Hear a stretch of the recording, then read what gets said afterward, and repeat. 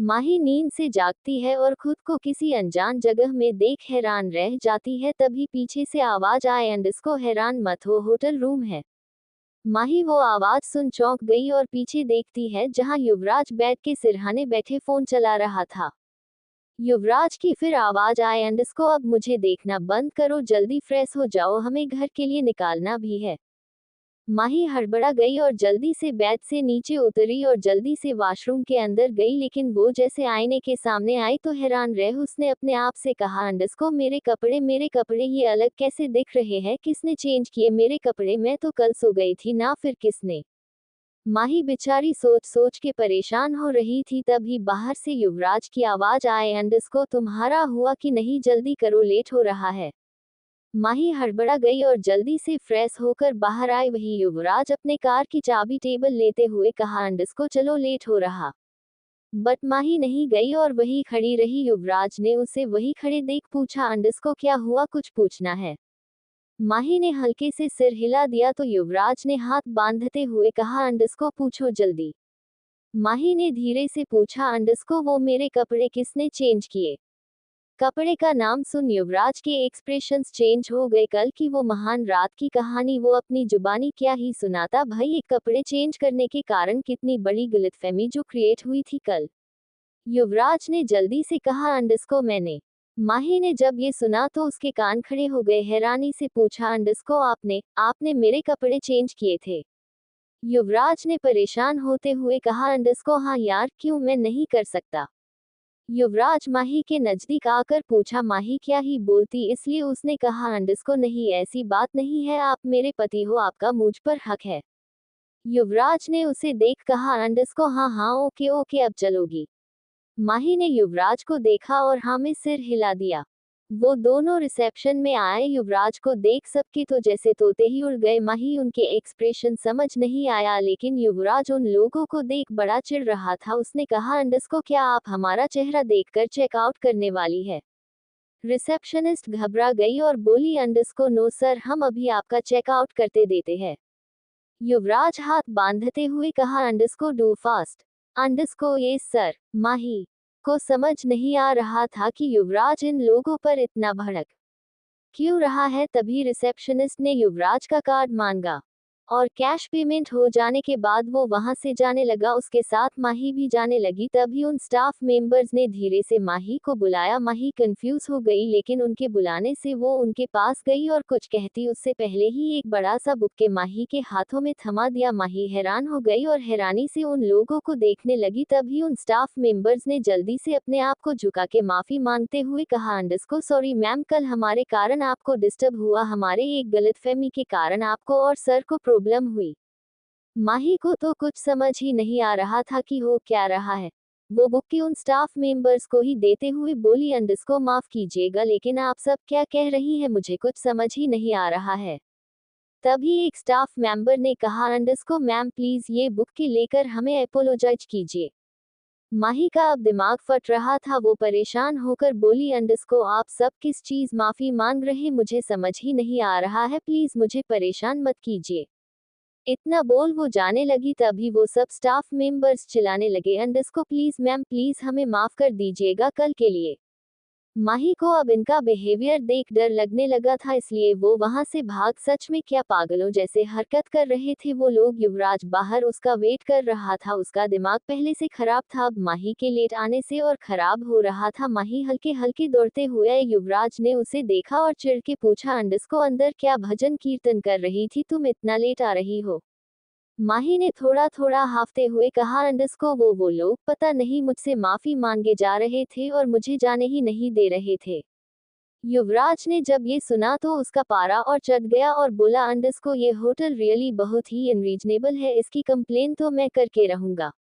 माही को समझ नहीं आया कि हुआ क्या। युवराज अब कार में बैठ गया और उसके पीछे माही भी बैठ गई। युवराज का चेहरा इस समय गुस्से से तमतमा रहा था, इसलिए माही को उससे बात करना तो छोड़ो, उसे युवराज को देखने में भी डर लग रहा था।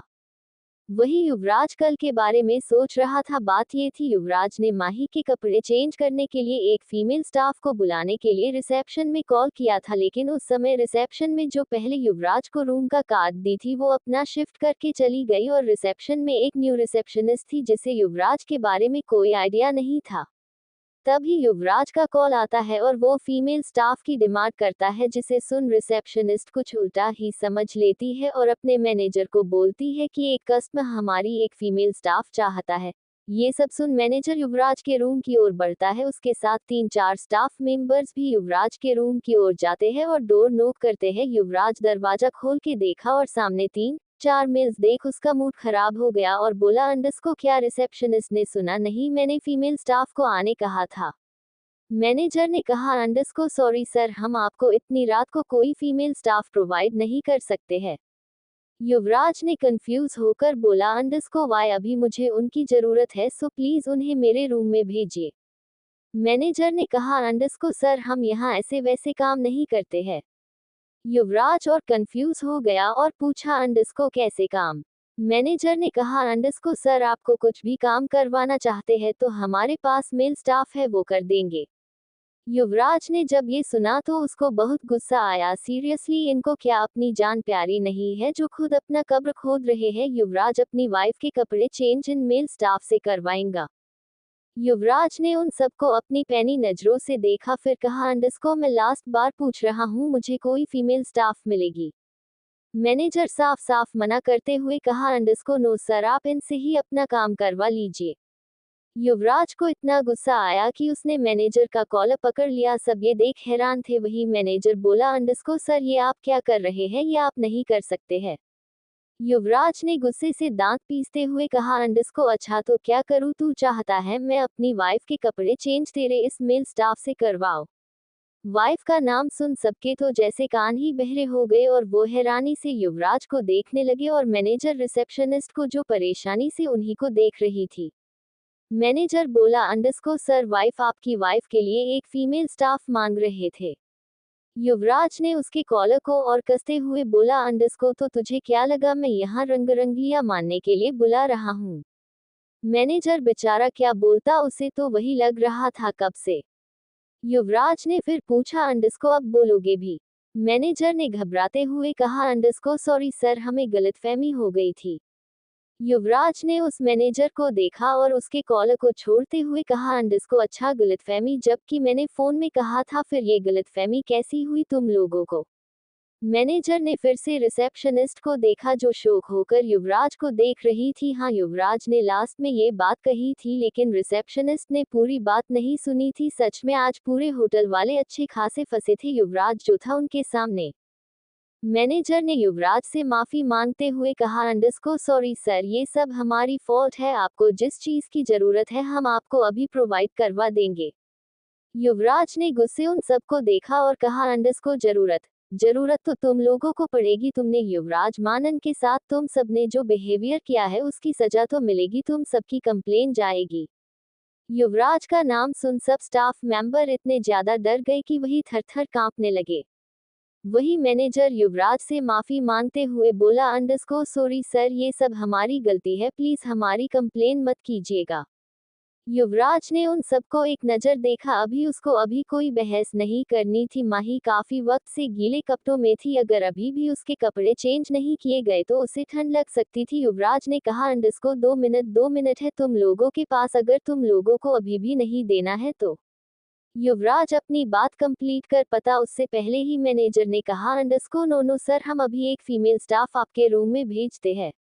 युवराज ने कुछ नहीं कहा। थोड़ी ही देरी में एक फीमेल स्टाफ माही के कपड़े चेंज करके युवराज के पास आए और कांपते हुए बोली, अंडस्को सर, इट्स डन।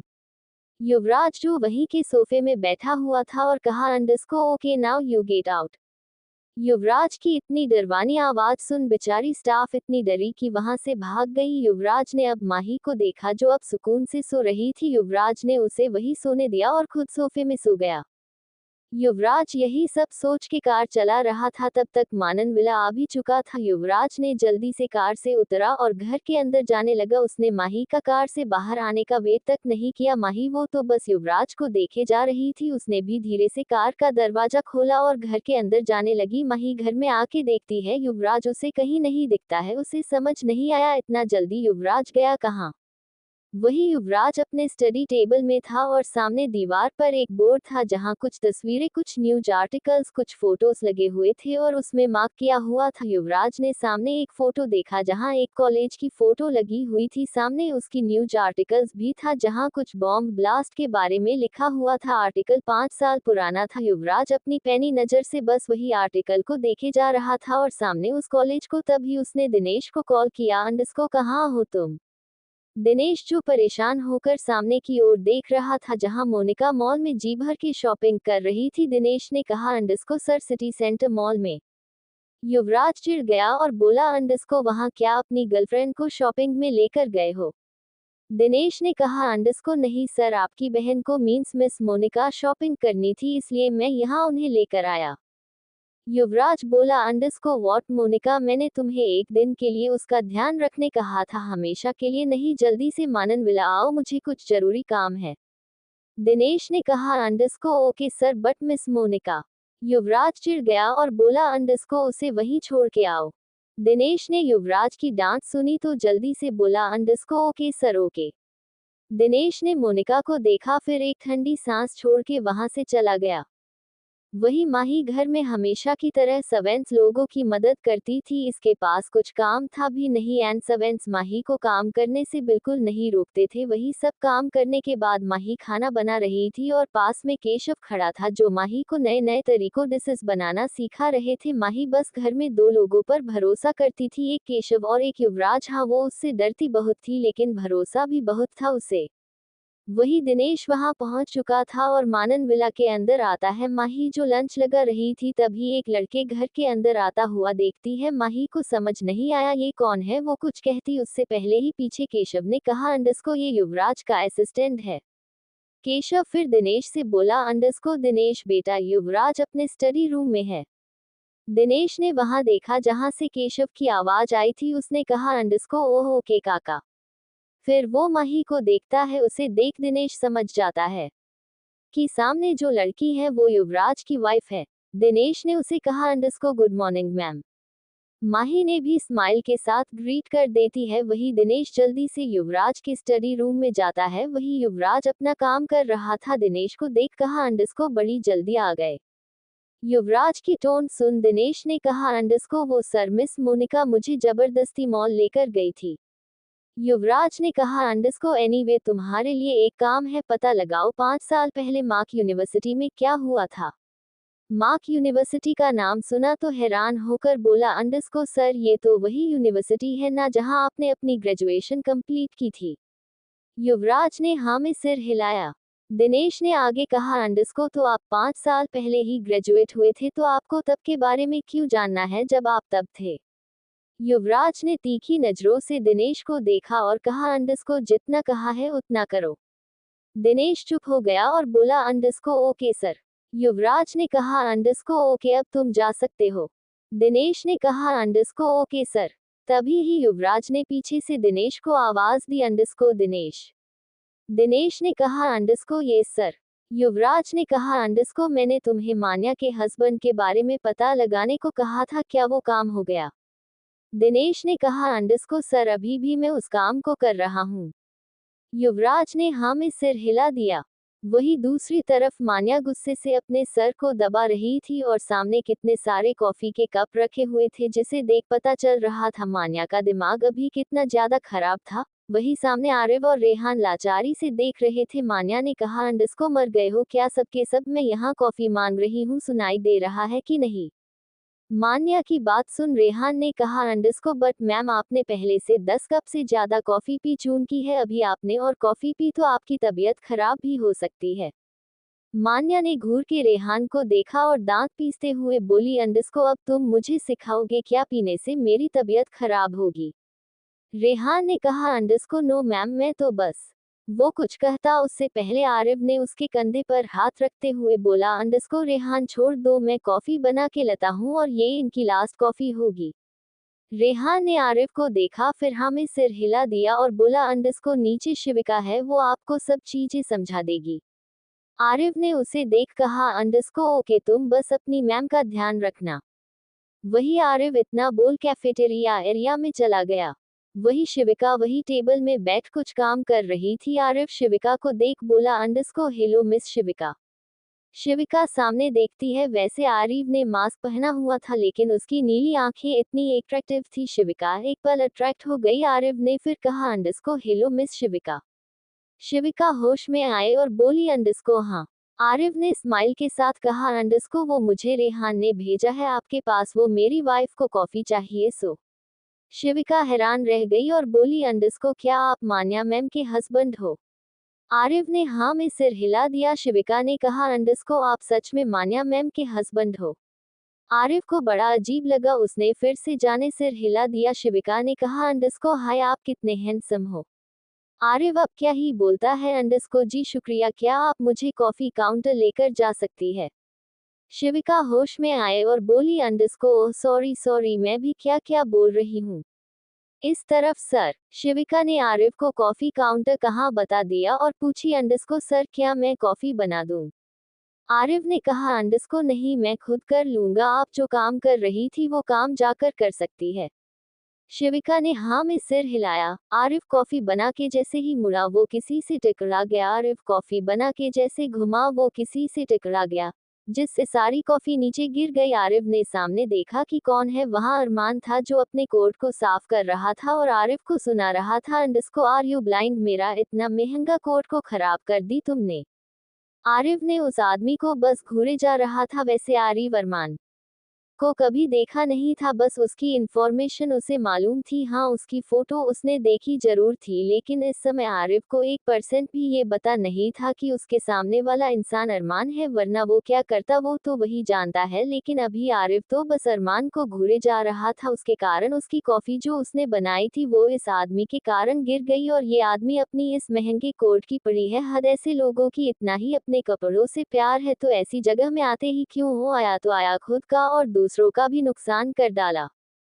अब आरिफ को उस अरमान की कोई बात सुननी नहीं थी कि उसकी कोट कितनी महंगी है, कहाँ से है, इसलिए वो वहां से चला गया दूसरी कॉफी बनाने।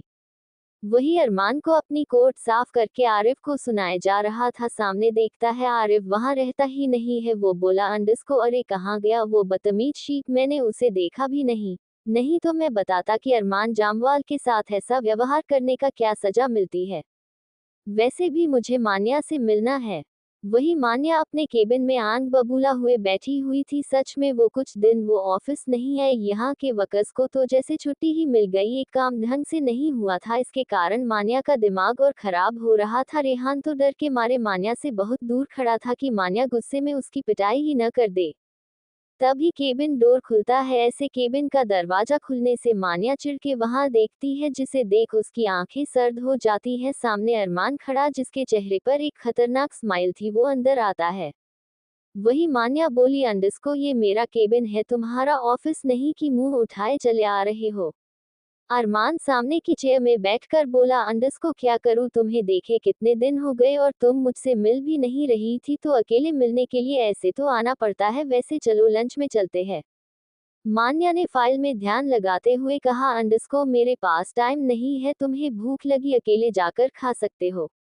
अरमान ने मान्या के हाथों से फाइल छीन लिया। ये हरकत देख मान्या को अरमान पर इतना गुस्सा आया कि वो अरमान का अभी के अभी खून कर देना चाहती थी। वही रेहान भी अरमान को कुछ खास पसंद नहीं करता था, लेकिन अपनी बॉस की तरह इस सुकौल अरमान को झेल रहा था। अरमान ने फाइल छीनते ही पढ़ते हुए कहा, अंडरस्को अरे ऐसा भी क्या काम है कि हमारी माफिया क्वीन को लंच करने का टाइम नहीं है।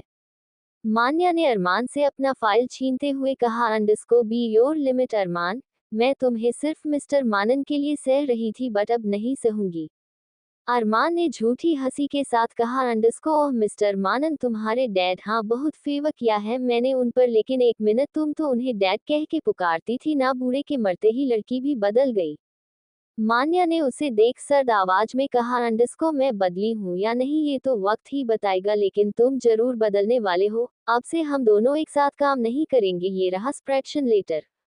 मान्या अरमान के सामने एक लेटर रख दिया। अरमान ने घूर के मान्या को देखा, फिर उस लेटर को देख उसके चेहरे पर एक हंसी तैर गई और वो जोर जोर से हंसने लगा और बोला, अंडस्को सीरियसली मान्या, तुम मेरी कंपनी से अलग होना चाहती हो? तुम्हें पता भी है तुम क्या कह रही हो? मान्या ने अरमान को बिना कोई भाव के देखा और कहा, अंडस्को मुझे पता है मैं क्या कह रही हूँ। तुम्हारी सारी फॉर्मेलिटी मैंने पूरी कर दी है। अरमान ने कहा, अंडस्को बहुत जल्दी मुझसे पीछा छुड़ाने का है तुम्हें, लेकिन इतनी जल्दी छुड़वा नहीं पाओगी। मान्या ने उसे देख कुछ नहीं कहा और सामने केबिन दरवाजे की ओर इशारा कर दिया। अंडस्को मेरा काम था तुम्हें ये बताना, अब तुम जा सकते हो। अरमान ने गुस्से से मान्या को देखा, जिसके चेहरे पर मुस्कान तो नहीं बट एक खुशी जरूर थी।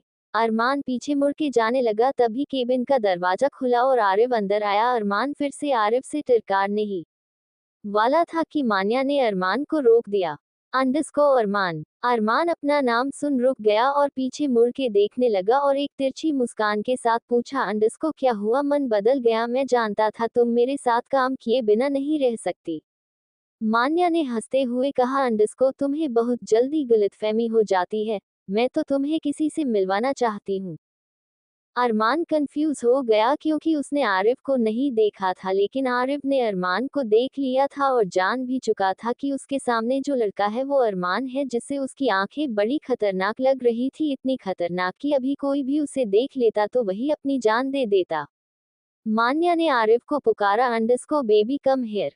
अरमान बेबी नाम सुन कान खड़े हो गए और पीछे देखना चाहा, लेकिन आरिफ ने पीछे से आगे आता है और मान्या के साथ खड़ा हो जाता है। अरमान तो बस आरिफ की पर्सनैलिटी देख दंग था, क्या रोक था चलने का। उसने उसकी शक्ल देखनी चाहिए, लेकिन सामने चेहरे पर मास्क लगे होने पर उसे दिख नहीं रहा था, लेकिन उसकी नीली आंखें वो सच में इतनी खूबसूरत थी कि कोई भी बता सकता था आरिफ बहुत ज्यादा हैंडसम है।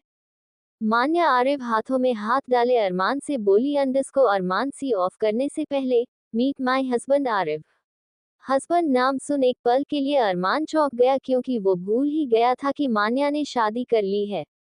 अरमान घूर के आरिफ को देख रहा था, लेकिन आरिफ तो उसे ऐसी नजर से देख रहा था कि अरमान का घूरना जैसे वेस्ट ही हो गया हो।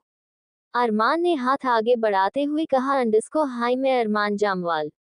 मान्या और आरिफ दोनों ने अरमान का हाथ देखा। मान्या के एक्सप्रेशन, अरमान का दुनिया उन सब घटिया मर्दों में से एक था जो अपनी काम करवाने के लिए किसी भी हद तक जा सकते थे। आरिफ ने उसके हाथ को देखा, फिर उसे और कहा, अंडस्को हेलो मिस्टर अरमान, आपसे मिलकर अच्छा लगा। अरमान ने देखा आरिफ ने उससे हाथ नहीं मिलाया। अब यार वो कैसे मिलता, एक हाथ में तो कॉफी पकड़ी हुई थी उसने और दूसरे हाथ को मान्या ने। अब क्या अपनी प्यारी मान्या के हाथ को छोड़ उस अरमान का हाथ को पकड़ता? अरमान ने तिरछा मुस्कुरा के कहा, अंडस्को लगता है तुम्हारे हस्बैंड का एटीट्यूड तुमसे भी ज्यादा है मान्या। मान्या को हंसी आ गई और वो बोली, अंडस्को मेरे हस्बैंड में एटीट्यूड नहीं है, बस उसकी पर्सनैलिटी ही कुछ ऐसी है, आम इंसान उसको समझने में प्रॉब्लम होती है। मान्या का जवाब सुन अरमान की मुठिया कस गई। वही रेहान दूर खड़े अपनी हंसी को कंट्रोल करने की कोशिश कर रहा था। क्या जवाब दिया था उसकी माफिया बॉस ने? वही आरिफ के चेहरे पर भी मुस्कान आ गई। आज उसकी बीवी ने अपने सामने वाले आदमी की अच्छी खासी बेइज्जती कर डाली थी। अरमान ने फिर भी जबरदस्ती मुस्कुरा के कहा, अंडस्को हाँ हो सकती है, अब मुझे जाना चाहिए, जल्द मिलते हैं मान्या और आपसे भी मिस्टर आरिफ। आरिफ ने कहा, अंडस्को जी जरूर, मिलना तो है जल्दी किसी अलग रूप में। मान्या आरिफ की बात सुन उसे देखने लगी, वही अरमान भी कंफ्यूज होकर देखने लगा। आरिफ ने अपनी बात संभालते हुए कहा, अंडस्को मेरा मतलब है ये मास्क और कुछ न हो चेहरे में, तब मिलते हैं। अरमान ने हाँ में सिर हिलाया, लेकिन मान्या अभी भी आरिफ को ही देख रही थी। अरमान वहां से चला गया। मान्या का ध्यान तब टूटा जब आरिफ ने उसके सामने कॉफी का मग सामने किया। अंडस्को वाइफी जी आपकी कॉफी, और ये आपकी लास्ट कॉफी है। मान्या ने मुस्कुरा दी और कॉफी ले ली। रेहान बेचारा कब से वही खड़ा। मान्या ने अपने डेस्क पर बैठते हुए कहा, अंडस्को अब तुम जा सकते हो। रेहान यहाँ रुका, मेरी पहरेदारी करने की जरूरत नहीं है। रेहान समझ चुका था उसे आरिफ और मान्या को यहाँ अकेले छोड़ना है, वो वहां से चला गया। कॉफी पीने के बाद मान्या ने कहा, अंडस्को चलो लंच करने। आरिफ ने कहा, अंडस्को नहीं, मान्या हैरानी से आरिफ को देखने और बोली अंडस्को तुम लंच नहीं करोगे। आरिफ ने कहा अंडस्को नहीं आप नहीं करेगी आपने अभी कॉफी पी है। मान्या ने आंखें छोटी करते हुए कहा अंडस्को तुमने मुझे कॉफी दी थी पीने के लिए। आरिफ ने कहा अंडस्को आप ही चिल्ला रही थी मुझे कॉफी पीने है। मान्या ने कहा अंडस्को हाँ तब पीनी थी अब मुझे लंच करना तुम्हारे साथ। आरिफ ने कहा अंडस्को हाँ तो मैं तो करूंगा लेकिन आप नहीं करेगी आपकी तबीयत खराब हो गई तो इतनी मुश्किल से आप ठीक हुई है और अभी हम फिर से आपकी तबीयत खराब होने थोड़ी ना दे सकते हैं। मान्या हैरानी से आरिफ को देख रही थी अंडस्को सीरियसली एक कॉफी के लिए तुम मुझे लंच करने नहीं दोगे। आरिफ ने न में सिर हिलाते कहा अंडस्को नहीं। मान्या ने हाथ बांधते हुए कहा अंडस्को लंच न करूं तो क्या करूं। आरिफ ने कहा अंडस्को काम कीजिए वैसे भी कितना काम बाकी है। मान्या बोली अंडस्को और मैं तुम्हारी बात क्यों मानूं। आरिफ ने स्माइल के साथ उसके डेस्क पर झुकते हुए कहा अंडस्को because I am your husband. इतना बोल वहां से खड़ा हो गया और वहां से चला गया। वही मान्या हैरानी से आरिफ को देखते ही रह गई। सच में ये आरिफ की हिम्मत उसके सामने कुछ ज्यादा ही बढ़ गई है। मान्या ने सोचा कुछ तो करना ही पड़ेगा। वही बाहर आकर आरिफ बड़ा सीरियस दिख रहा था। उसे पता था उसे अभी कहाँ जाना है इसलिए वो मानन एंटरप्राइज से निकल के कहीं चला गया। ऐसा नहीं था कि आरिफ को मान्या के साथ लंच नहीं करना था या उसे नहीं करने देना।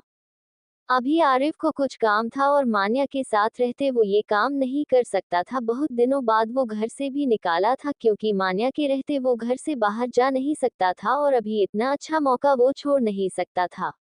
आरिफ अभी कहीं जा रहा था। वो एक बिल्डिंग के सामने रुकता है। वो एक बड़ी सी बिल्डिंग थी। आरिफ अंदर गया। उसके चेहरे पर अभी भी मास्क था लेकिन वहां कोई वॉचमैन या कुछ नहीं था। आरिफ अंदर गया लेकिन बिल्डिंग के अंदर नहीं उसके ग्राउंड फ्लोर में जाने लगा। हैरानी की बात तो ये थी वहां कोई लोग नहीं थे। वहां सिर्फ आरिफ था जहां वो गया हुआ था और अभी आरिफ एक बड़े से आयरन डोर के सामने खड़ा था जहां सिर्फ बॉडी स्कैन से ही वो जगह खुल सकती थी। लेकिन आरिफ की आंखें ही काफी थी। उसने अपनी नीली आंखें स्कैन करवाई जिससे एक रोबोटिक आवाज आए अंडस्को welcome sir welcome to the security. Arif ने दरवाजा खुलते देखा और वहां से आगे चला गया। वही मान्या आराम से अपना काम कर रही थी। पता नहीं आरिफ ने क्या ही कॉफी बना के पिलाई थी मान्या को कि उसे काम करने से थकावट हुई ही नहीं। वो लगातार 4-5 घंटा काम करती ही गई। उसका ध्यान तब टूटा जब रेहान केबिन में आया। मान्या ने उसे देख कहा अंडस्को अच्छा ये फाइल को बाद में मैं चेक कर लूंगी। रेहान ने ठीक कह दिया। फिर रेहान ने पूछा अंडस्को मैम आप खाना नहीं खाने वाली है। मान्या ने टाइम देखा जहां 6 बज रहे थे। उसने कहा अंडस्को नहीं अभी नहीं एक काम करो मेरी एक अच्छे से रेस्टोरेंट में प्राइवेट रूम बुक कर दो मैं और आरिफ वहीं डिनर कर लेंगे। रेहान ने कहा अंडस्को ओके मैम। मान्या ने पूछा अंडस्को अच्छा आरिफ ने लंच कर लिया था। रेहान थोड़ा कंफ्यूज होकर बोला अंडस्को आई डोंट नो मैम मैंने तो आज दोपहर से आरिफ सर को देखा ही नहीं। ये सुन मान्या का मूड फिर खराब हो गया। अंडस्को क्या मतलब है देखा नहीं इतना बड़ा आदमी तुम्हें पूरे दोपहर देखा ही नहीं वाह उसे फोन करो। रेहान मान्या की डांट सुन घबरा गया और जल्दी से आरिफ के न्यू फोन में कॉल करता है लेकिन कॉल की रिंग मान्या के केबिन से ही आती है क्योंकि आरिफ का फोन टेबल में ही रखा हुआ था। मान्या को इस समय इतना ज्यादा गुस्सा रहा था कि क्या ही बोले। उसने गुस्से में रेहान को देखा जो उसे ही डर के देखा रहा। मान्या ने गुस्से से चिल्ला के कहा अंडस्को खड़े खड़े मुंह क्या ताक रहे हो जाओ और सीसीटीवी कैमरा में चेक करो कहाँ है आरिफ। रेहान घबरा के बोला अंडस्को ओके मैम। इतना बोल वहां से चला गया। वही मान्या गुस्से आग बबूला हुए जा रही थी और अपने में ही कहा अंडस्को आज तुमने कोई कांड न किया हो ये सुख बनाना पंडित वरना आज तुम्हारा हाल क्या होने वाला है ये तो मैं भी तुम्हें नहीं बता सकती। रेहान जल्दी से मान्या के केबिन में आता जहां मान्या अपने केबिन में बैठी अपना सिर को दबा रही थी। रेहान ने जल्दी से केबिन में आया और बोला अंडस्को मैम। इतना बोल वो मान्या के डेस्क के पास अपना लैपटॉप लेकर गया। वही मान्या जल्दी से सीधी होकर बैठ गई और बोली अंडस्को कुछ खबर मिली। रेहान ने जल्दी से लैपटॉप देते हुए कहा अंडस्को मैम आरिफ सर पूरे सीसीटीवी कैमरा में दिखे ही नहीं बाहर जाते हुए। मान्या ने कहा अंडस्को तो तुम्हारा मतलब है आरिफ ऑफिस में है। रेहान ने कहा अंडस्को नो मैम मैंने पूरे ऑफिस के कैमरे चेक किए हैं पूरे ऑफिस के कैमरे में उनका नामो निशान नहीं है। मान्या हैरान रह गई, फिर उसने पूछा, अंडस्को लास्ट किस कैमरा में दिखा था वो? रेहान ने सर नीचे करते हुए कहा, अंडस्को मैम आपके केबिन से लास्ट आने के बाद का, बस उसके बाद बाहर निकलने की फुटेज उसमें है ही नहीं। मान्या हैरान रह गई और रेहान से जल्दी से लैपटॉप देखने लगी। मान्या ने जल्दी से कुछ टाइप किया, वो समझ गई कि हुआ क्या है। उसने जल्दी से रेहान को कहा, अंडस्को जल्दी जाओ, शिविका को बुला के लाओ जल्दी। रेहान हैरान रह गया, इसमें शिविका क्या करेगी, वो तो आम एजेंट है ना बस। मान्या ने कहा, अंडस्को खड़े क्यों हो जाओ जल्दी। रेहान जल्दी से शिविका को बुला लाया। शिविका ने जल्दी कहा, अंडस्को क्या हुआ मैम? मान्या ने कहा, अंडस्को देखो ये क्या हो रहा है। शिविका जल्दी उसके पास गई और मान्या के चेयर में बैठ गई और सारे कैमरा को चेक करने लगी। अंडस्को सही कहा मैम, आपने मानन एंटरप्राइज के सारे कैमरे हैक्ड है। रेहान ये सुन हैरान रह गया। उसने जल्दी से कहा, अंडस्को ऐसा नहीं हो सकता है, मानन एंटरप्राइज के कमाल की इंटेलिजेंस आईटी सर्वर है, ऐसे पूरे कंपनी के कैमरे हैक्ड होना इम्पॉसिबल। मान्या का तो मूड ही खराब हो गया। उसने जल्दी से कुछ याद आया और वो रेहान को बोलने लगी, अंडस्को जाओ सारे आईटी डिपार्टमेंट को बोलो हमारा सर्वर सिक्योर करने, सारी इंफॉर्मेशन लीक्ड हो जाएगी। रेहान ने ये सोचा ही नहीं, जल्दी बोला, अंडस्को ओके मैम। वो जल्दी से आईटी डिपार्टमेंट में गया। मान्या ने शिविका से कहा, अंडस्को जल्दी से ये ठीक करो, मुझे पता है तुम ये कर सकती हो। शिविका थोड़ा घबरा रही थी लेकिन वो करने के लिए मान जाती है। वो जल्दी से अपने हैकिंग स्किल से, मान्या बस परेशान होकर वहां खड़ी रह सकती थी। वही रेहान ने आईटी डिपार्टमेंट में जाकर सारे इंफॉर्मेशन जो मानन एंटरप्राइज के इम्पोर्टेंट फाइल्स थे वो सिक्योर हो सके, इसलिए उसने उनके सारे सर्वर डाउन करवा दिए, जिससे जो भी बाहर का हैकर है मानन एंटरप्राइज के सर्वर को ट्रेस कर न सके। वही शिविका के हाथ कांप रहे थे, उसे हैकिंग किए सालों हो चुके थे। वो एक टाइम में एक बेस्ट हैकर थी और मिस एम से फेमस थी, लेकिन ये काम वो अपने ट्रेनिंग टाइम पीरियड में कर रही थी, जिससे वो अंडरग्राउंड हैकिंग कंपटीशन जीत गई थी। तभी वो मान्या से भी मिली थी ऐसे हैकर, लेकिन तब ही शिविका के साथ वो हुआ जिससे उसे अपना आइडेंटिटी के साथ अपना काम भी बदलना पड़ा। मान्या शिविका बहुत पहले से जानती थी, ये भी कारण था मान्या ने शिविका को अपने साथ काम करने के लिए अप्रोच किया था, न कि एक भटकती एजेंट्स की तरह घूमते रहे। मान्या उसे देख रही थी, वो जानती शिविका अभी बहुत परेशानी हो रही है, लेकिन वो कर सकती है ये वो जानती है। अभी मान्या का दिमाग आरिफ को भी खोजने में नहीं था, पता नहीं क्यों, लेकिन अभी वो कुछ और ही सोच रही थी। रेहान केबिन में आया और शिविका को इतनी तेजी से लैपटॉप पर अपने हाथ चलाते देख हैरान था। वो सोचने लगा, अंडस्को की सामने जो लड़की, उसे वो जनता भी है कि नहीं। शिविका ने जैसे कुछ किया, अलर्ट का साइन आने लगा। शिविका डर गई और जोर से चिल्लाए, अंडस्को मैम। मान्या वहां जल्दी से आए, अंडस्को क्या हुआ, ये अलर्ट साइन। शिविका पैनिक होते हुए बोली, अंडस्को I can't do this ma'am, मैं नहीं कर सकती, आपके कहने पर मैंने इनका हैक तोड़ने की कोशिश की, बट ये मुझसे नहीं हो रहा है। मान्या ने उसे चुप कराने की कोशिश की और बोली, अंडस्को ओके शांत हो जाओ, तुम मत करो। मान्या ने कहा, अंडस्को इसे यही छोड़ते हैं, रेहान शिविका को घर लेकर जाओ, मैं कुछ करती हूँ। इतना बोल वो किसी को कॉल करती है, अंडस्को युवराज जल्दी से मानन एंटरप्राइज आ जाओ। युवराज जो कॉल पर था, अंडस्को क्या हुआ? मान्या ने कहा, अंडस्को हमारे कंपनी में सारे कैमरे हैक्ड हो गए। युवराज हैरान रह गया और बोला, अंडस्को व्हाट, कैसे? मान्या ने कहा, अंडस्को आई डोंट नो। युवराज ने कहा, अंडस्को मैं अभी नहीं आ सकता। मान्या ने हैरानी से पूछा, अंडस्को क्यों? युवराज ने कहा, अंडस्को वो मोम अचानक से ठीक हो चुकी है। मान्या हैरान रह गई, अंडस्को व्हाट, कैसे, तुमने उनकी ट्रीटमेंट ठीक से करवाई थी कि नहीं? युवराज ने कहा, अंडस्को मैंने करवाई थी, लेकिन उनकी बेटी। मान्या ने कहा, अंडस्को मीन्स वो मोनिका अमेरिका से वापस आ गई। युवराज ने कहा, अंडस्को हाँ 2 हफ्तों से है, पता नहीं कब जाने वाली है। मान्या का दिमाग और खराब हो गया, आज ही उसे सारे बुरी खबर मिलनी थी। मान्या ने कहा, अंडस्को ओके तुम उन्हें संभालो, मैं कुछ करती हूँ। युवराज ने कहा, अंडस्को मैं भी अपने ओर से कुछ करता हूँ। मान्या ने हाँ कहा और फोन कट कर दिया। मान्या अभी केबिन में अकेली थी और सामने अपने बड़े से कांच के बने दीवार से बाहर बेंगलुरु की सड़कों को देख रही थी। रात होने चली थी और अभी मान्या बाहर से जितना शांत दिख रही थी, अंदर से उतनी ही तूफान भरा था उसके मन में। उसने जल्दी से अपना दिमाग चलाया और डेट देखती है, जहां 8 दिसंबर शो कर रहा था।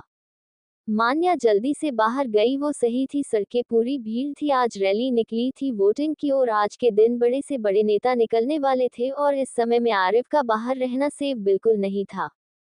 अगर किसी भी नेता को मान्या के हस्बैंड के बारे में पता चला तो उसके लिए बहुत बड़ी प्रॉब्लम हो सकती है। मान्या अपने फरारी के साथ निकल पड़ी सड़कों पर, उसे नहीं पता था कि आरिफ कहाँ है, लेकिन उसे आरिफ अभी अपने पास चाहिए था। लेकिन सड़कों में इतना भीड़ देख उसका दिमाग खराब हो गया।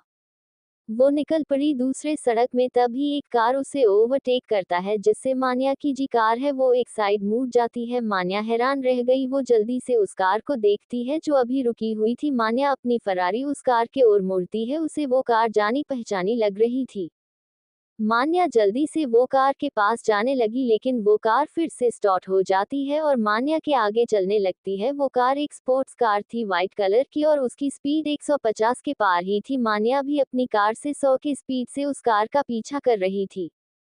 वो दोनों एक दूसरे को ओवरटेक करते, लेकिन मान्या रात होने के कारण उस कार में बैठे इंसान को देख नहीं पा रही थी। मान्या उसके पीछे जाती गई और एक बार के लिए वो उस आदमी के करीब पहुंच ही गई थी, लेकिन वो कार मान्या के फिर से चमका देकर निकल गई। मान्या परेशान हो गई, वो सोचने लगी अंडस्को आज अचानक उसके साथ ऐसे सब चीजें क्यों हो रही है। मान्या जल्दी से वो कार को खोजती है, लेकिन वो कार कहीं नहीं मिलती।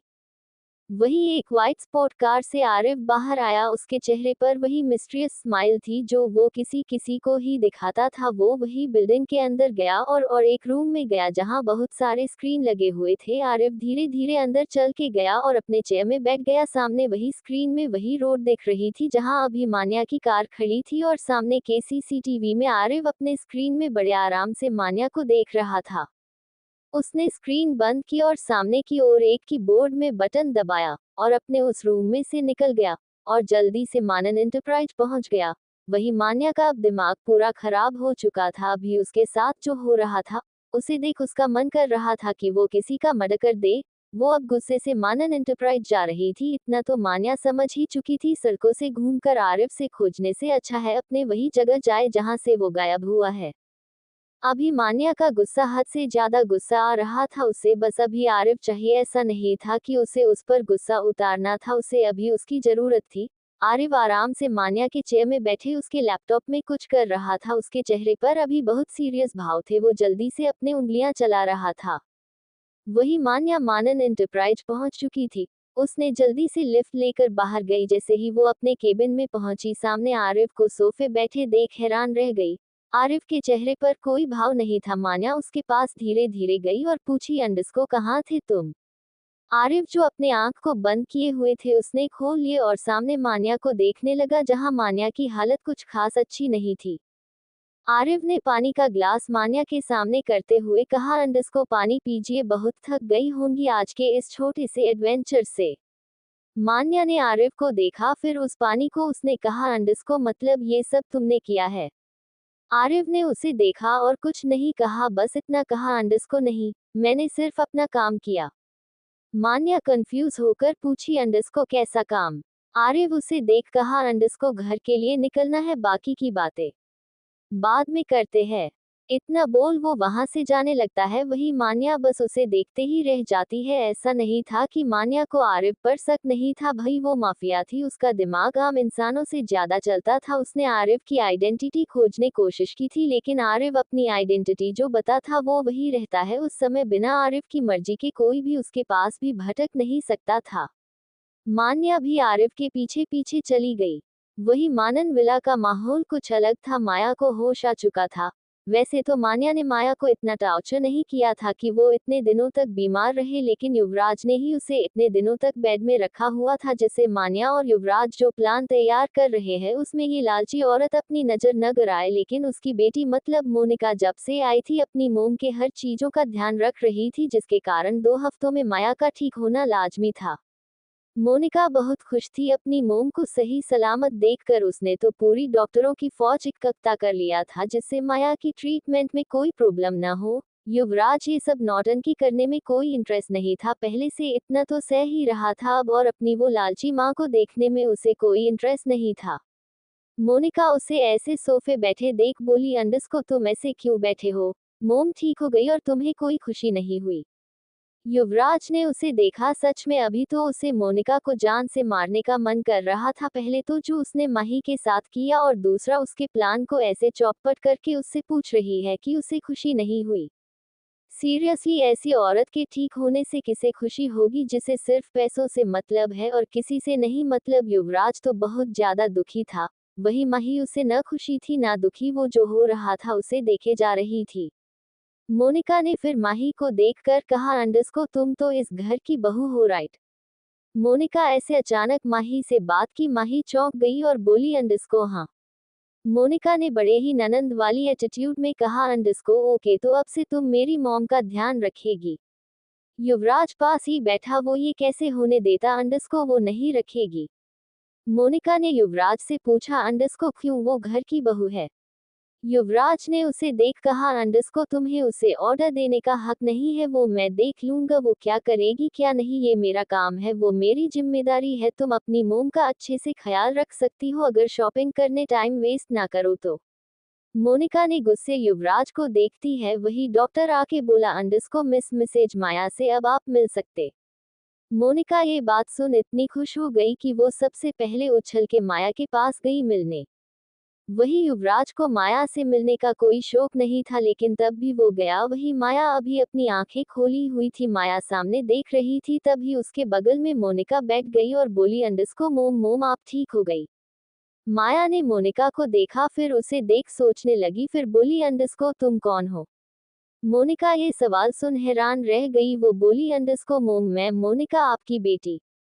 माया कंफ्यूज दिख रही थी, वो बोली, अंडस्को मेरी बेटी, लेकिन मेरा तो कोई बेटा बेटी नहीं है और मैं कौन हूँ? वही युवराज जो पास खड़ा था वो भी माया की बात सुन हैरान था। हाँ, वो उसे भूलने की दवाई देता था, लेकिन इतना भी नहीं कि अपने बेटा बेटी या खुद को ही भूल जाए। मोनिका ने कहा, अंडस्को मोम मैं मोनिका, ये युवराज है, आप माया मानन हो, आप अपने आप को कैसे भूल सकती हो? तभी डॉक्टर भी आया और मोनिका को माया से दूर करके माया को चेक करते हुए कहा, अंडस्को आई थिंक इतने दिन बेहोश होने के कारण इनकी माइंड से कुछ छेड़छाड़ हुई है, इसलिए ये टेम्पररी अपनी मेमोरी खो चुकी है। मोनिका और युवराज को डॉक्टर की बात का यकीन ही नहीं हुआ, खासकर युवराज को कि माया इतनी दिन बेहोश होकर अपनी याददाश्त खो सकती है। वही दूर माही भी ये सब देख रही थी, उसे तो कुछ समझ ही नहीं आ रहा था। युवराज तो बस माया को ही देख रहा था। क्या सच में माया की मेमोरी चली गई है कि वो बस नाटक कर रही है? वो बस यही सोच रहा था। वही मोनिका अपनी मोम ये सब हालत बस मान्या को दे रही थी कि उसके कारण उसकी मोम की हालत ये है। माया के होश में आने से मानन विला में तो जैसे तूफान ही आ गया था। सुबह में सब अपने काम कर रहे थे, युवराज ये सब में बिल्कुल इंटरेस्ट नहीं था कि वो भाग भी ले। उसने आज मान्या को घर आने को कहा था क्योंकि वही कुछ कर सकती थी, इसलिए वो आराम से वर्कआउट कर रहा था। बाहर माही भी रोज पौधों में पानी दिया करती थी, इसलिए वो भी बाहर ही थी। युवराज वर्कआउट करने के बाद अंदर जा रहा था, तभी उसकी नजर माही पर पड़ी। उसने कुछ सोच के उसके पास गया। माही जो मस्त अपना काम कर रही थी, तभी पीछे उसे किसी ने पुकारा, अंडस्को माही। माही चौंक गई और उसके हाथ से पानी का पाइप छूट गया। वो पाइप गिर पड़ा उससे पहले ही युवराज ने उसे पकड़ लिया। युवराज को सामने देख माही को होश में आई। युवराज ने पानी के पाइप को बंद कर साइड में रखते हुए कहा, अंडस्को क्या तुम्हें चीजें गिराने का शौक है जो हमेशा गिरते पड़ते रहती हो? माही ने अपना सिर नीचे कर लिया। युवराज ने कहा, अंडस्को वो सब छोड़ो, मुझे तुमसे अभी इम्पोर्टेंट बात करनी है। माही ने जब ये सुना तो अपनी नजर ऊपर करती है जहां युवराज रियली सीरियस लग रहा था। युवराज ने उसे देख कहा, अंडस्को अभी तुम मोम के पास नहीं जाओगी, अगर गलती से भी तुम चली भी गई तो उनके साथ जो भी बात होगा तुम मुझे बताओगी, समझी तुम? माही ने हाँ में सिर हिलाया। उसे समझ नहीं आ रहा था कि माया के जगने से युवराज इतना परेशान क्यों है। उसे तो खुशी होनी चाहिए कि उसकी मोम ठीक हो चुकी है, लेकिन यहाँ युवराज को देख लग रहा था कि उसकी मोम के ठीक होने की खबर सुन उसका बहुत बड़ा नुकसान हो गया है। युवराज ने आगे कहा, अंडस्को ज्यादा मत सोचो, जो बोल रहा हूँ वही याद रखना बस। माही ने हाँ में सिर हिलाया। वही युवराज ने बोल वहां से चला गया। वही मोनिका अपनी मोम को याददाश्त वापस लाने के लिए क्या क्या पैंतरा कोशिश कर रही थी जिससे माया को कुछ याद आए, लेकिन कोई फायदा नहीं। माया को कुछ याद आया, लेकिन वो मोनिका को देखकर एंजॉय तो बहुत कर रही थी।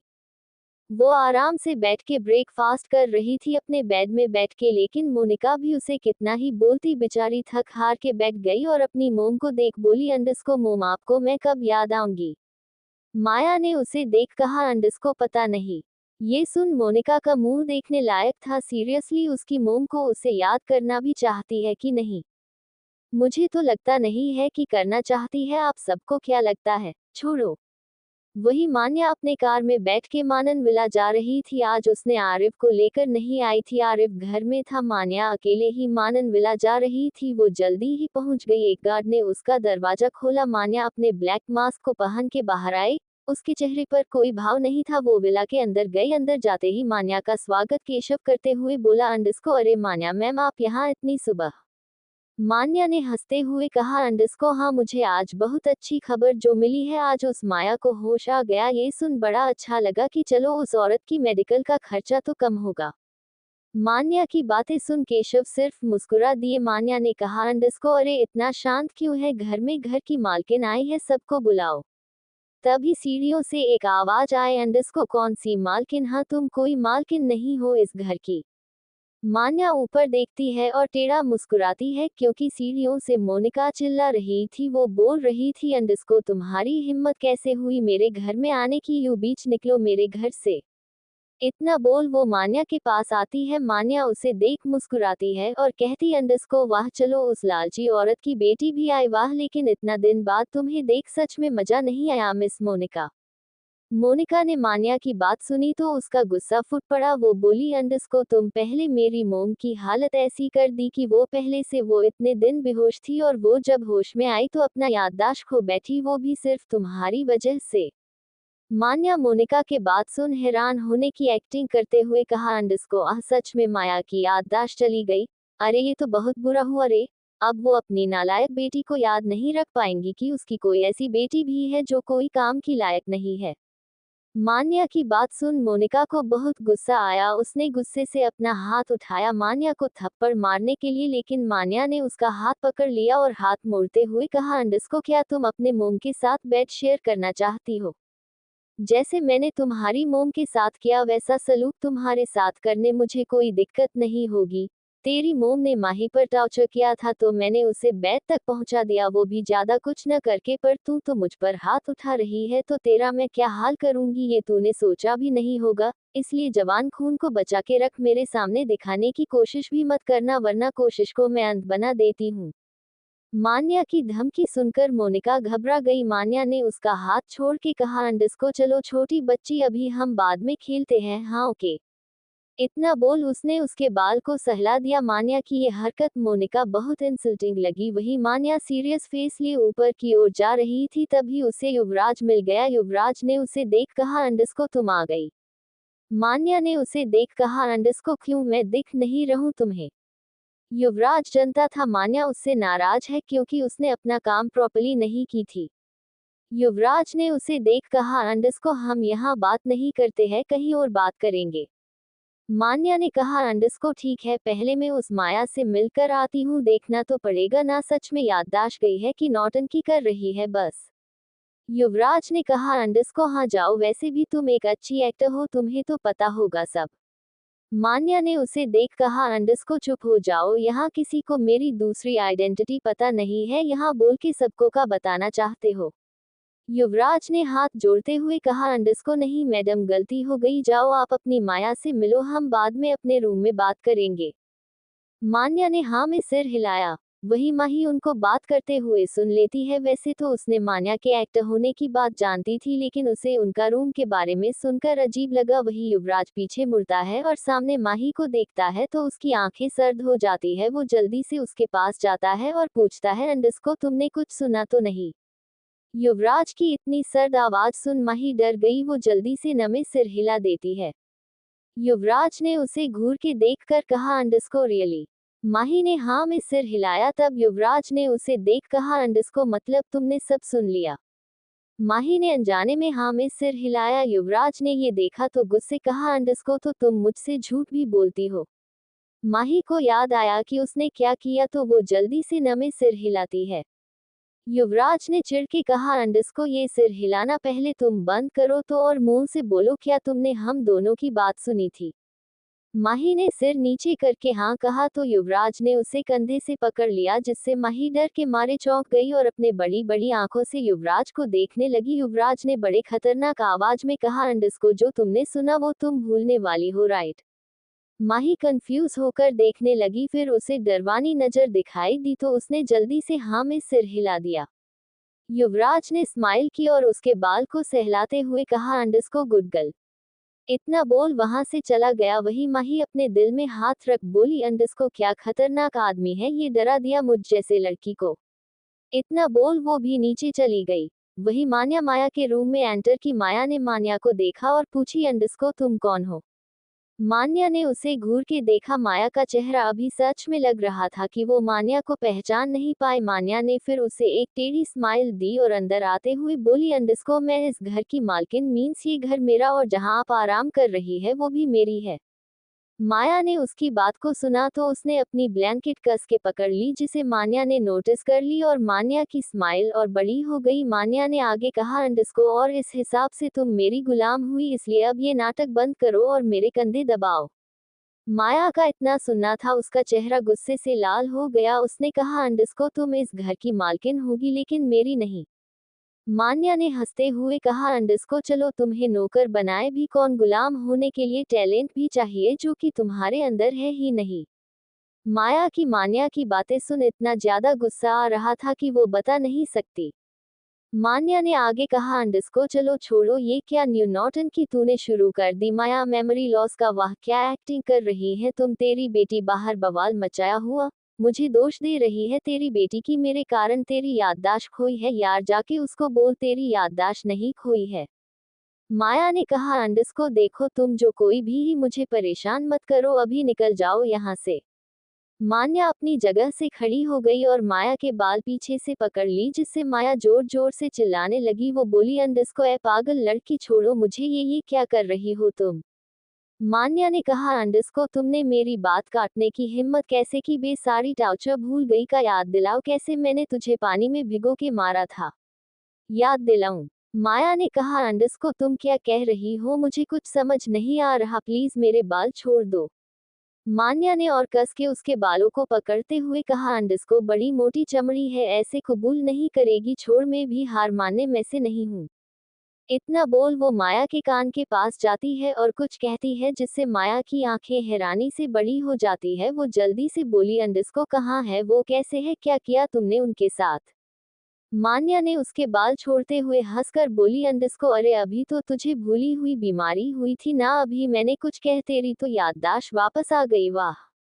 माया का मुंह बंद हो गया और वो दूसरी तरफ देखने लगा, लेकिन मान्या ने कहा, अंडस्को मुझे तो शुरू से पता तुम नाटक कर रही हो, वैसे अच्छी एक्टिंग थी बट मेरे सामने बेचारी माया की एक्टिंग नहीं, चलो कोई न सीख जाना फिर हमारे तरह एक्टिंग कर पाओगी, क्योंकि जो मैंने तुमसे कहा वो सब झूठ था तुम्हारा सच सामने लाने के लिए।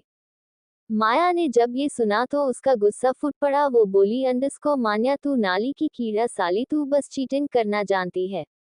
मान्या ने हंसते हुए कहा, अंडस्को माफिया ठग ही होते हैं, उनकी बात हमेशा से उल्टे ही होते हैं, क्योंकि उनकी टेढ़ी बात किसी भी टेढ़ा आदमी को सीधा कर सकता है, और तू तो पहले से टेढ़ी, तो तुझे आज मैंने सीधा कर दिया, अब चल तेरी बेटी को बता देना ओके, वरना साली मुझे ही दोष देते रहेगी।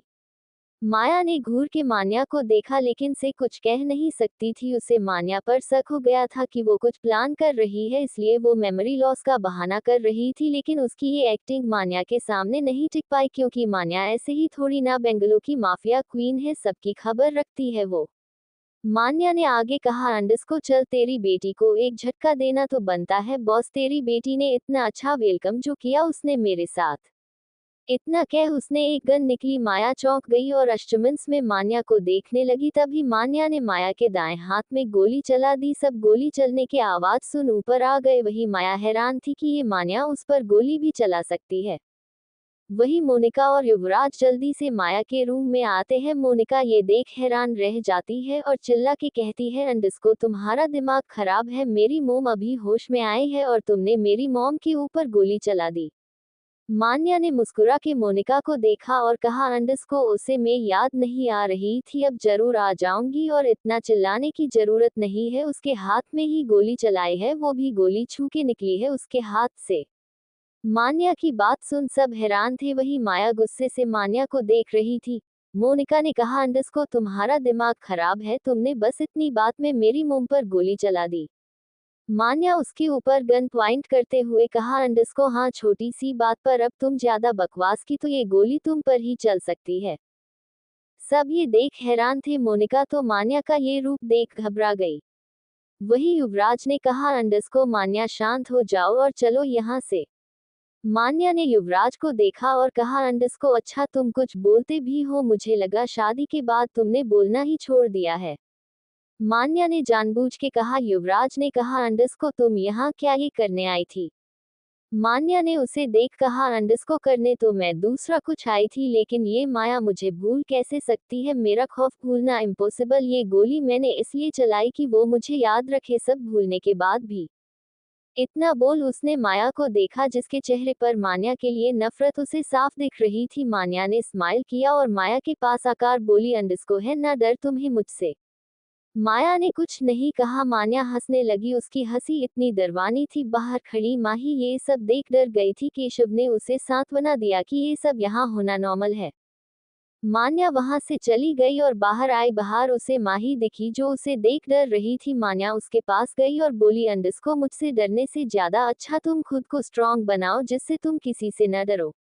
मान्या की बात सुन माही ऊपर मान्या को देखती है जिसके चेहरे पर अभी कोई भाव नहीं थे। वही युवराज भी बाहर आया और सामने माही और मान्या से बात करते हुए देखा।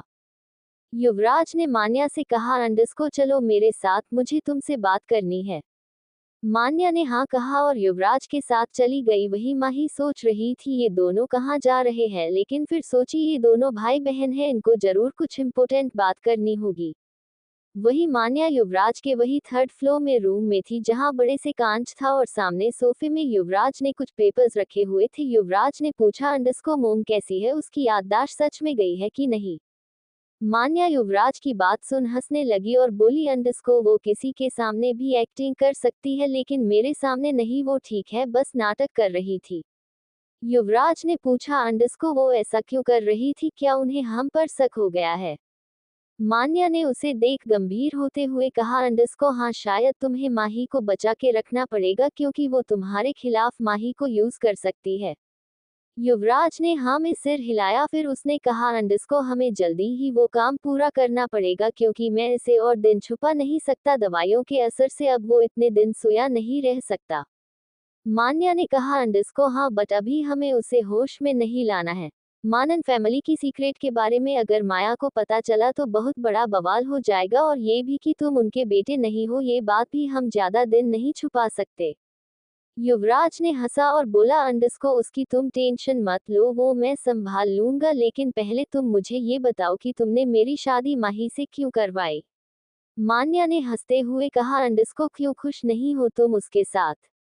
युवराज ने सीरियस होकर कहा अंडस्को बिल्कुल नहीं, ये जानने के बाद तो बिल्कुल नहीं कि मार्क यूनिवर्सिटी में उस बॉम्ब ब्लास्ट में माही भी थी और वहां वो क्या कर रही थी ये मुझे जानना है। मान्या भी सीरियस होते कहा अंडस्को मतलब तुमने सारी जानकारी निकाल ली है। युवराज ने कहा अंडस्को सारी नहीं आधी तुम बताओगी। मान्या ने उसे देखा और गहरी सांस ली और उसे माही के बारे में सारी सच्चाई बता दी। युवराज ने जब माही की सच्चाई सुनी तो उसके होश उड़ गए। मान्या की बात सुन युवराज बहुत ज्यादा हैरान था। उसने मान्या से कहा अंडस्को मतलब माही साथ उसने इतना बुरा किया था। मान्या ने हाँ में सिर हिलाया। युवराज ने पूछा अंडस्को फिर भी तुमने मेरी शादी माही से करवा दी। मान्या ने युवराज को देख कहा अंडस्को मैं नहीं करवाना चाहती थी, वो खुद चाहती थी तुमसे शादी करना। युवराज पागल हो गया मान्या की बात सुनकर। उसने पूछा अंडस्को क्यों, उसे मुझसे शादी क्यों करनी थी। मान्या ने कहा अंडस्को अरे यार उसे युवराज से शादी करनी थी और युवराज तो तुम हो ना। युवराज ने घूर के मान्या को देखा और कहा अंडस्को युवराज भी मैं तुम्हारी वजह से ही बना हूँ। ओके मुझे कोई शौक था क्या युवराज बनने का। मान्या ने मुंह बनाते हुए कहा अंडस्को हाँ हाँ जैसे तुमने तो युवराज बनकर कुछ एंजॉय किया ही नहीं। युवराज ने सड़ी सी शक्ल बनाते हुए कहा, अंडस्को बिल्कुल नहीं, उसकी वो सो कॉल्ड मोम को मोम बुलाना और उसकी गर्लफ्रेंड को झेलना मतलब हेडेक का काम था मेरे लिए। मान्या ने कहा, अंडस्को यही हमने सोचा था युवी, हमारी हक की लड़ाई में ये भी था। उस आदमी ने हमारे फैमिली से हमारा सब कुछ छीना था। 22 साल पहले हमारे ही आंखों के सामने हमारे ही फैमिली की मौत हुई थी युवी। मान्या की बात सुन युवराज को वो दिन याद आया जिस दिन मान्या की मॉम उसके पास आई थी। उसके साथ 5 साल की मान्या कृतिका ने अपने गोद में उठाया हुआ था और वो युवराज जो शायद 5 साल का था उससे बोली, अंडस्को बेटा प्लीज मुझे यहाँ से निकाल सकते हो। मान्या तुम्हारी बहन की तबीयत खराब है, उसे हॉस्पिटल ले जाना है, तुम्हारे डैड से बोलो प्लीज। युवी जो सिर्फ 6 साल का था वो अपने डैड का नाम सुन डर गया। वो बोला, अंडस्को नहीं, मैं उनसे बात नहीं कर सकता।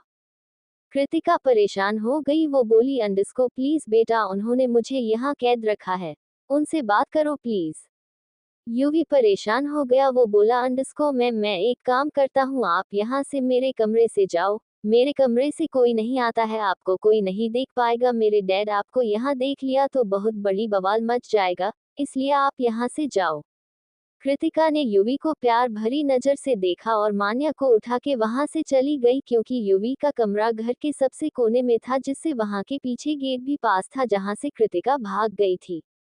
उस दिन युवी ने मान्या के मोम को लास्ट देखा, तब से लेकर आज तक उसने फिर कृतिका को नहीं देखा। उस मदद के कारण ही आज मान्या जिंदा थी। उसने मान्या को देखा जिसने अपने आप को प्रूव कर दिया था कि शी इज अ क्वीन। युवराज को याद था मान्या ने उसे क्या कहा था एक बार कि वो एक क्वीन बन के दिखाएगी और वो बन चुकी है, बस अब लड़ना बाकी है जो वो लड़ेगी अपनी हक की लड़ाई। मान्या ने युवराज को देखा और कहा, अंडस्को ज्यादा पास्ट के बारे में मत सोचो, अभी हमें इस माया की मुसीबत के बारे में सोचना है।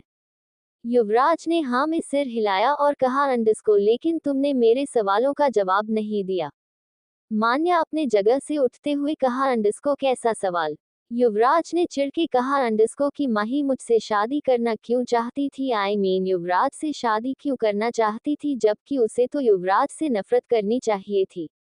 मान्या ने कहा, अंडस्को मैं तुम्हें ज्यादा नहीं बोलूंगी, अब तुम खुद पता लगाओ वो तुमसे शादी क्यों करना चाहती थी, बट हाँ उससे बच के रहना, ओके। मान्या ने जम्हाई लेते हुए कहा। युवराज कंफ्यूज हो गया लेकिन मान्या की बच के रहने की बात को सुन उसके रोंगटे खड़े हो गए। उसने पूछा, अंडस्को क्यों, वो क्या करेगी मेरे साथ। मान्या ने कहा, अंडस्को पता नहीं भाई, मुझे तो बस इतना पता है कि वो अब तेरी वाइफ है और वाइफ के नखरे बहुत होते हैं और तुझे उसके नखरे उठाने पड़ेंगे। युवराज ने मान्या को घूर के देखा और कहा, अंडस्को जो कहना है साफ साफ कहो ना, क्यों बात को जलेबी की तरह घुमा रही हो तुम। मान्या हंसने लगी और बाहर जाने लगी। तभी उसे वही बेड में सोए शख्स दिखा जिसे देख मान्या के चेहरे के एक्सप्रेशन सर्द हो गए। मान्या ने उसे देख युवराज की ओर देखा जो उसे ही देख रहा था। मान्या ने उसे देख कहा, अंडस्को तुम्हें इसे देख समझ जाना चाहिए कि माही युवराज से शादी क्यों करना चाहती थी। इतना बोल वो वहां से चली गई। वही युवराज ने उस बेड लेटे शख्स को देखा। उसे देख उसे मान्या की बातों का मतलब समझ आ गया। उसके चेहरे पर एक डेविल मुस्कान आ गई। वही मान्या उस रूम से बाहर गई तो उसे वही पेंटिंग दिखी जिसके पीछे वो कमरा था। मान्या ने उस कपल फोटो को देखा और एक स्माइल के साथ कहा, अंडस्को युवी को लगता है ये मेरी लड़ाई है लेकिन नहीं युवी, ये हम दोनों की लड़ाई है जो तुम्हें जल्द पता चल जाएगी। इतना वो वहां से चली गई। वही अंदर युवराज ने उस बेड में लेटे शख्स को देखकर कहा, अंडस्को पहले मैं तुमसे नफरत नहीं करता था लेकिन अब एक वजह मिल गई तुमसे तुम्हारी सांसें छीनने की। इतना बोल उसने एक स्माइल की और वहां से चला गया। वही माया को गोली लगने के बाद वो बेहोश हो गई थी तो मोनिका ने पूरी डॉक्टरों की फौज बुला ली थी माया का चेक करवाने के लिए। डॉक्टर ने माया की बाह में पट्टी लगा दी थी और कुछ मेडिसिन भी दे दिए थे। लेकिन मोनिका को कहाँ ये सबसे खुश होने वाली थी। वो चिल्लाने लगी कि नहीं, आप सब अच्छे से इलाज नहीं कर रहे हैं। लेकिन डॉक्टरों ने कह दिया था उसकी मोम ठीक है, बस थोड़ी देर में होश आ जाएगा उनको। युवराज तो मोनिका की ये सब हरकतों से बहुत ज्यादा चिढ़ा हुआ था लेकिन बेचारा अभी कर भी क्या सकता था, बस देख सकता था। वही मोनिका ने अब सबको रूम से बाहर निकाल कर माया के पास बैठी थी। वो बोली, अंडस्को किसी को उसकी मोम की टेंशन नहीं है, बस ये लोग बोल रहे हैं इसलिए वो अकेली ही माया का ख्याल रखेगी। इसलिए वो बैठ गई काम पर और माया को जब तक होश नहीं आया तब तक वही बैठी रही। ऐसे ही बैठे बैठे उसे शाम हो गया। उसने खाना तक नहीं खाया था। उसको सब सर्वेंट्स ने कहा खाने के लिए, वो बिल्कुल उठी तक नहीं। वो सच में अपनी माँ को बहुत मानती थी। मोनिका वही बैठे बैठे थक गई तो सो गई। वही नीचे जब युवराज को पता चला कि मोनिका ने गेट बंद करके रखा हुआ है और माया के पास से उठी तक नहीं है, तो वो उसके पास जाता है और वो मोनिका को ऐसे माया के पास सोए हुए देखता है तो उसके पास जाता है और माया को देख फिर मोनिका को देखता है और मन में कहता है, एंड इसको कभी कभी तो लगता ही नहीं है कि तुम इस औरत की बेटी हो, खुद बस बुरा बनाने के लिए किसी को भी हट कर देती हो। लेकिन मुझे पता है दिल से तुम ये करना नहीं चाहती, लेकिन ऐसे माहौल में तुम्हें ऐसा बना दिया है कि तुम सबको हट करती रहती हो। इतना बोल उसने कहा अंडस्को, लेकिन चाहे गलती कैसी भी हो, गलत गलत ही होता है मोनिका। इतना बोल उसने एक ग्लास पानी मोनिका के ऊपर पानी दे मारा। मोनिका हड़बड़ा के उठ गई और हैरानी से युवराज को देखने लगी। उसे ऐसे देखने से युवराज ने कहा, अंडस्को खाना क्यों नहीं खाया तुमने? मोनिका ने गुस्से युवराज को देखा और कहा, अंडस्को तुम्हारी इतनी हिम्मत कि तुम मेरे ऊपर पानी मारो? हाँ, और मैंने खाना खाया या ना खाया तुमसे मतलब, तुम जाओ खुद की बीवी संभालो। युवराज ने उसे देखा और कहा, अंडस्को वो तो मैं संभाल लूंगा, तुम पहले तो ये नौटंकी बंद करो और खाना खाने चलो, मैं बार बार नहीं कहूंगा। मोनिका ने नमे सिर हिलाते हुए कहा, अंडस्को नहीं खाना मुझे, अभी निकल जाओ यहाँ से। युवराज ने उसे देखा और एक ठंडी सांस छोड़ देता और कहता है, अंडस्को एस योर विश। इतना बोल वो वहां से चला जाता है। वही मोनिका को भूख तो लगी थी, लेकिन वो माया को देख अपने आप को मना लेती है। लेकिन क्या माया जागने के बाद अपनी बेटी की ये सब हरकतें देख खुश होगी? वही युवराज नीचे आता है तो केशव पूछा, अंडस्को युवी बेटा, मोनिका मैम नीचे आएंगी खाना खाने। युवराज ने कहा, अंडस्को छोड़ो उसे, मन होगा खा लेगी। ये बात माही ने सुन ली जब वो डाइनिंग टेबल में खाना खा रही थी। वही युवराज की नजर माही पर जाता है। आज उसे माही की सच्चाई मालूम चली थी, तब से वो माही को किसी और ही नजर से देख रहा था और मान्या के कहने मुताबिक माही युवराज से शादी करना चाहती थी। मतलब युवराज की अभी हवा टाइट थी। उसे माही को देखकर भाग जाने का मन कर रहा था, लेकिन मजबूरी थी वहां रहने की। युवराज ने खाना खा लिया था, अब उसे कुछ फ्रूट्स खाने थे, इसलिए उसने केशव से कह दिया कि वो उसके लिए फ्रूट्स लेकर आए। तो माही ने कहा, अंडस्को मैं आपके लिए कट कर देती हूँ फ्रूट्स। युवराज ने माही को देखा जिसके हाथ में एक शार्प नाइफ से एप्पल कट कर रही थी, जिसे देख युवराज को लग रहा था कि माही उसे समझकर एप्पल कट कर रही है। उसे देख युवराज का मन भर गया और वो बोला, अंडस्को नो, मुझे अब कुछ नहीं खाना। इतना बोल वो वहां से भाग गया अपने कमरे में। वही केशव और माही हैरानी से युवराज को देखते रहे। माही ने केशव से पूछा, अंडस्को इन्हें क्या हुआ? केशव ने कंधे उचकाते हुए कहा, अंडस्को पता नहीं बेटा, यूवी बेटा को क्या हुआ। वही दूसरी तरफ मान्या अपने घर पहुंचती है तो देखती है घर में पूरी तरह अंधेरा है। ये देख मान्या हैरान रह जाती है। वो बोलती, अंडस्को ये लाइट ऑफ क्यों है पूरे घर की? तभी उसे डाइनिंग एरिया में कुछ रोशनी दिखाई दी जहां आरिफ पैरों में पैर चढ़ाए बैठा था। मान्या उसके पास गई और हाथ बांधते हुए बोली, अंडस्को ये क्या कर रहे हो तुम? मान्या की आवाज आते ही आरिफ जल्दी खड़ा हो गया और हकलाते हुए बोला, अंडस्को कुछ भी तो नहीं। मान्या ने पूछा, अंडस्को अच्छा तो ये लाइट क्यों बंद की है तुमने? आरिफ ने कहा, अंडस्को वो तो मैं। मान्या ने कहा, अंडस्को आगे भी कहो। आरिफ ने एक सांस में कहा, अंडस्को मैं कैंडल लाइट डिनर करना चाहता था आपके साथ, इसलिए मैंने पूरे घर की लाइट ऑफ कर दी। मान्या ने सकी नजर से आरिफ को देखा और पूछा, अंडस्को अच्छा आज ये कैंडल लाइट डिनर क्यों? आरिफ ने एक बड़ी सी स्माइल के साथ कहा, अंडस्को वो क्या है ना, कल मैं आपके साथ न लंच कर पाया न ही डिनर, और आज सुबह भी आप बिना ब्रेकफास्ट किए निकल गई थी। बोलो ऐसा भी कोई करता है क्या? मान्या ने आरिफ की नौटंकी देख कहा, अंडस्को हाँ हाँ, कल तो मैंने किसी को लंच ऑफर ही नहीं की थी और आज कोई इंसान मेरे लिए सुबह उठ के ब्रेकफास्ट बनया ही नहीं, तो मैं मेरे हस्बैंड के साथ मैं आज सुबह हवा खाती ना ब्रेकफास्ट के तौर पर। मान्या का ताना सुन आरिफ ने अपना सिर नीचे कर लिया और बोला, अंडस्को अच्छा अच्छा सॉरी, मैं कल जरूरी काम कर रहा था। मान्या उसके पास गई, आरिफ के कॉलर को कस के पकड़ते हुए बोली, अंडस्को मुझसे ज्यादा जरूरी तुम्हारा कोई काम नहीं होना चाहिए। आरिफ अभी डाइनिंग टेबल के सहारे था और मान्या ने आरिफ का एक हाथ से कॉलर पकड़ा हुआ। आरिफ ने जुनूनी आवाज में कहा, अंडस्को आपसे ज्यादा जरूरी मेरी जिंदगी में कुछ है ही नहीं। मान्या उसके आंखों में देखती है जहां आरिफ के आंखों में देखती है, जहां सच में उसे मान्या के अलावा उसे कुछ नहीं दिख रहा था। मान्या ने अब उससे दूर होते हुए बोली, अंडस्को अच्छा डिनर में क्या बनाया है तुमने? आरिफ ने मान्या को देखा और चहकते हुए कहा, अंडस्को आपकी फेवरेट फ्रेंच डिश है। मान्या ने चेयर में बैठते हुए कहा, अंडस्को तुम्हें फ्रेंच डिश बननी भी आती है? आरिफ ने हंसते हुए कहा, अंडस्को अरे वाइफी जी आप हुक्म कीजिए, आपके सामने दुनिया हर डिश बना के दिखा दूं। मान्या आरिफ की बात सुन हंस पड़ी। उसने कहा, अंडस्को अच्छा ऐसी बात है तो मैं बहुत स्पेशल डिश खाना चाहूंगी। आरिफ ने खाना सर्व करते हुए कहा, अंडस्को अच्छा क्या है वो डिश?